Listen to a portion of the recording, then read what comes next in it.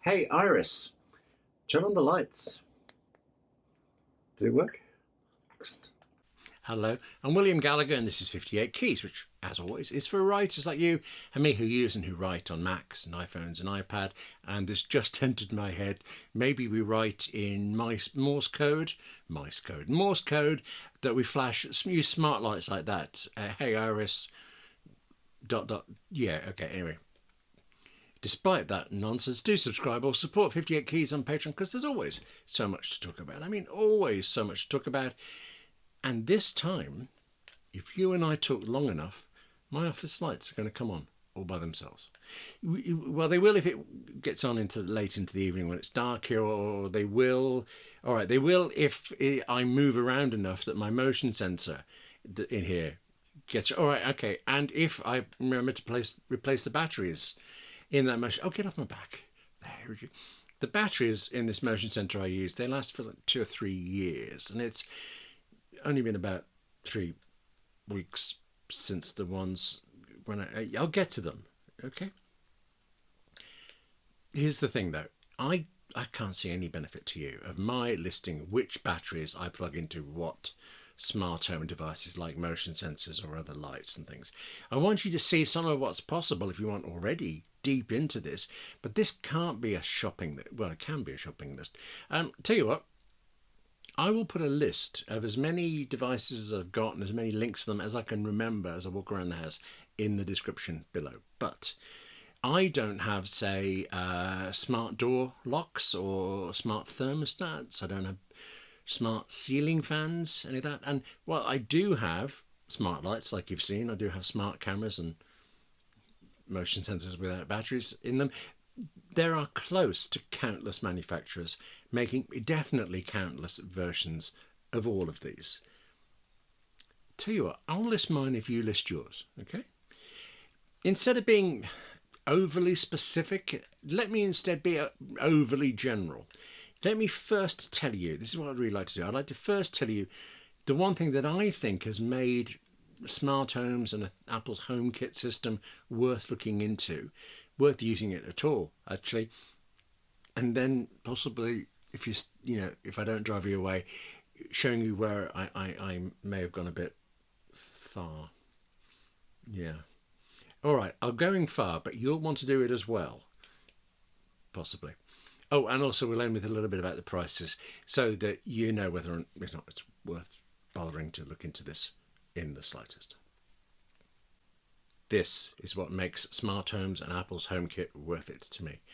When I walk into my kitchen, the kitchen lights come on by themselves. Typically I'm carrying something, so I like that. You more than like it. Actually, this is the way it should be. I'm so used to it now that I forget it has anything to do with smart bulbs or Apple HomeKit or the Home app or anything. Motion sensors. There's one with a battery and the motion sensor. I forget about that. This is just what happens. You walk into the kitchen, the light comes on. In fact, it's so normal that I have regularly, quite recently it happened to me several times, been startled walking into someone else's kitchen and the light didn't come on by itself. What's the matter with the lights? Who turned out the light? Yeah, okay. Yeah. There's more though, actually. No, I'm so used to it, I only forgot this as well. Yes, I said the lights come on. True. Of course it's true. They come on when I walk in, it's fine, but it's how they come on. If it's daytime when I walk into the kitchen, well, because I actually have quite a dark kitchen, the lights will come on full blast, 100% brightness. But if it's late at night, the light will come on at, well, it's something like quarter strength, something like that. I don't actually know how bright it is. I set it up 7 years ago. Haven't thought about it once since until right now. I should have looked it up before we started talking. Whatever that nighttime brightness is, though, it's just right. It's just what it should be. You go in nighttime, it's lit the way you want. And it's the same with my bathroom, actually, same on our landing and things. When either of us here in the house gets home, there's also that you pull up outside in the car and you walk towards the front door, well, the porch light comes on. Okay, actually, it's because our Wi-Fi network has recognised that our iPhones are back within range. Okay, but the porch light comes on, and actually, so does the hallway light. I seem to have a really dark house. Is that just a British thing. Oh, and of course, actually, saying that it only turns the light on if it's after sunset. In the daytime, I presume it just kind of says, "Oh, they're back," and shrugs. But it does all of this without me setting up things every day, without asking anything of me every day. I don't push a button at all in a day. It just does it the way it does it, because that's the way it should be. Although actually saying that, if I do want more for any reason, or I do want any different for any reason, well then, as we pull up in the car, for example, I could ask Siri to turn on the office lights while I park. You say things like that out loud and it all sounds a bit like a kind of a toy. It is a toy. The first time you plug in a smart bulb and you say, "Hey Iris," it does feel a bit like a toy. Nothing wrong with that. But really, these bulbs, it is serious. It isn't a toy because they're also energy saving. The whole system means that we use lights only when we actually need them because we've gone into the room, and they will then go off again by themselves when we've left. And this is going to sound like it's a real stretch trying to connect it to writing, but as a writer working at home all the time, pre-COVID, COVID and post-COVID, all that, I have stopped thinking about switching on lights at the right moment, or actually about closing blinds as well. The window next to me, there's a blind on it. You can have HomeKit powered blinds. So blinds that can open and close. Cameras, I haven't mentioned cameras, I don't think, but there's one in that porch. There's a couple around the house and things, plus lots and lots of smart lights. I know I like all of this.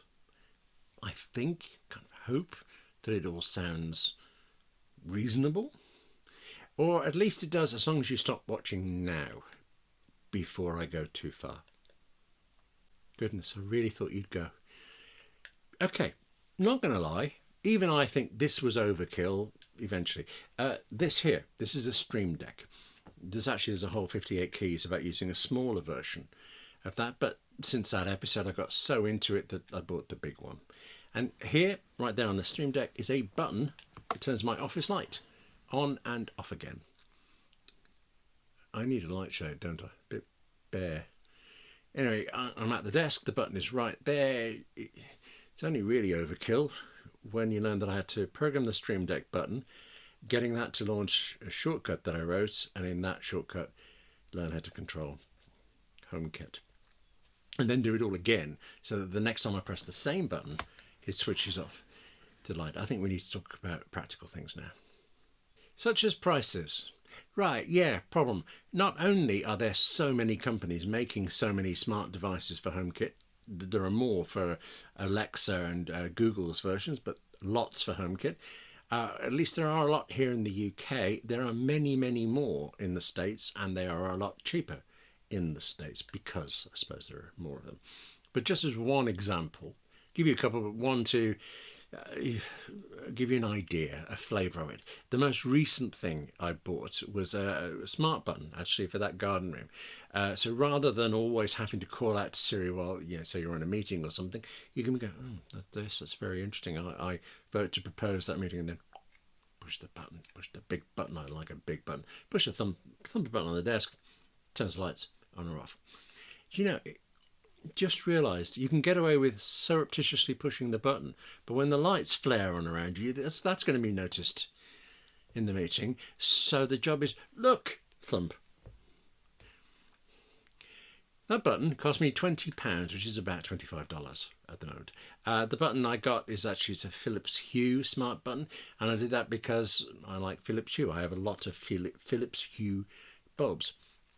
But actually, in order to use any of this, Philips Hue bulbs, that button, I also had to get a thing called a Philips Hue bridge as well.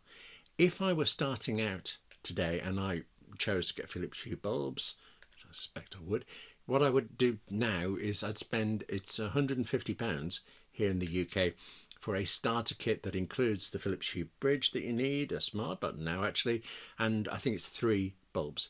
That's here in the UK, and it looks to me like the same thing, or very slightly differently, is available in Philips Hue from Amazon in the US, and there it's about $180. Prices vary hugely. I actually can't find out though when I bought my starter kit, but as I dig through Amazon previous orders, it is showing me that I bought one bulb on its own back in 2017, and I know I'd had it for at least a couple of years before that. So 6 to 8 years I've been doing this. So even if a thing was expensive over that amount of time, well, you save up, you get the next thing you want. Also, I have never replaced any of the bulbs in those 8 years. All of them are still working fine. Also, actually, across all of that time, I think the current starter kit you can buy for Philips Hue has become better value than whenever it was I got mine. And I also know, this is really important to me, the bulbs now are brighter than they were. That was the one thing I didn't like about Hue at first, whenever it was I got started into this. The light bulbs, particularly in the living room, I felt they just didn't seem quite bright enough. I said I haven't had to replace any of those bulbs because they've failed or anything, but I have moved them around. I moved an existing one from the living room to a back bedroom when I brought the newer, brighter versions that had come out. Yeah, one last example, which I've got to make this one brief because it isn't working yet, but it will do. It's going to work. I mean, it's just that at the moment, I mean, ripping all sorts of things around in the office, you know, as you do, just ignore that. My office window, okay, that I mentioned before, that has a blind. Well, it's not a smart blind. Okay, to get one of those, to get a HomeKit enabled smart blind for this apparently unusually wide window, it would have been a custom job. It would have cost me hundreds of pounds. Instead, I brought a basic blind of the right width, and then this, the Aqara Roller Shade Driver E1. It's another one of these smart home devices that has to have a separate hub. It has to have a separate Aqara smoked hub. I'll list all of this in the description below. So I got one of those. And when I fitted it, I will be able to have the roller shade driver smartly open and close blinds. It'll be attached to the wall and it will open and close the blinds as I need. I'm trying so hard not to say, shields up.